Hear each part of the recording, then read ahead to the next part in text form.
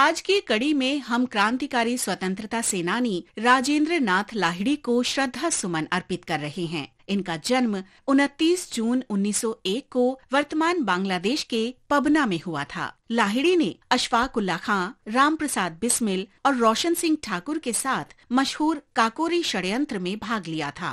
लाहिड़ी को भारतीय क्रांतिकारी आंदोलन में बदलाव का प्रतीक माना जाता है। 1920 के दशक के दौरान क्रांतिकारी आंदोलन ने ब्रिटिश विरोधी राष्ट्रवाद से विचारधारा में समाजवाद तक और धार्मिक आस्थाओं में अनीश्वरवाद तक का परिवर्तन देखा। लाहिड़ी ने सामाजिक और पारंपरिक रीति रिवाजों को लगातार चुनौती दी, इस सीमा तक कि उन्होंने उस पावन जनेऊ को भी अमान्य करार दिया जो ब्राह्मणों के लिए अभिन्न माना जाता था। उनका मानना था कि सामाजिक पूर्वाग्रह प्रगति के मार्ग की बाधाएं हैं और हमें इन्हें दूर करना होगा। बनारस हिंदू विश्वविद्यालय में अध्ययन करते समय राजेंद्र नाथ लाहिड़ी का परिचय विख्यात क्रांतिकारी सचिंद्र नाथ सान्याल से हुआ। लाहिड़ी में आजादी की चिंगारी और ललक देखकर सान्याल ने उन्हें बंगवाणी पत्रिका का संपादक तथा अनुशीलन समिति की वाराणसी शाखा का समन्वयक और शस्त्र प्रभारी बना दिया। सान्याल की प्रेरणा से लाहिड़ी हिंदुस्तान रिपब्लिकन एसोसिएशन के सदस्य बन गए।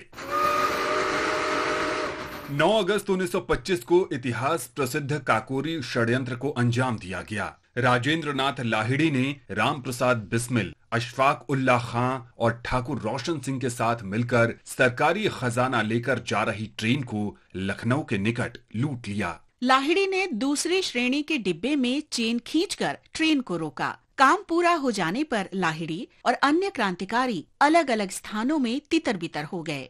काकोरी घटना के बाद लाहिड़ी और 8 अन्य क्रांतिकारियों को बम बनाने का काम सीखने के लिए दक्षिणेश्वर की एक बम फैक्ट्री में भेजा गया। बताया जाता है कि उनके काम के दौरान विस्फोट की एक तेज आवाज ने पुलिस को सतर्क कर दिया और वे सभी गिरफ्तार कर लिए गए। दक्षिणेश्वर बम मामले में लाहिड़ी को साजिश का मुख्य आरोपी पाया गया और 10 वर्ष की सजा देकर अंडमान की सेल्यूलर जेल भेज दिया गया। हालांकि जब काकोरी मामला शुरू हुआ तो लाहिड़ी को साजिश रचने में सहयोगी पाया गया और सुनवाई के लिए उन्हें सेल्यूलर जेल से लखनऊ सेंट्रल जेल स्थानांतरित कर दिया गया। यहां अन्य क्रांतिकारियों के साथ उन पर मुकदमा चलाया गया। 17 दिसंबर 1927 को लाहिड़ी को उत्तर प्रदेश के गोंडा जिला जेल में फांसी दे दी गई। फांसी देने की तय तारीख से 2 दिन पहले ही, क्योंकि ब्रिटिश अधिकारियों को भय था कि ये क्रांतिकारी जेल से भाग निकलेंगे। लाहिड़ी की फांसी न केवल क्रांतिकारियों के इतिहास में अमिट है, बल्कि ये मृत्यु दंड के इतिहास में भी अंकित है, क्योंकि ऐसा पहली बार हुआ था कि कोई भी फांसी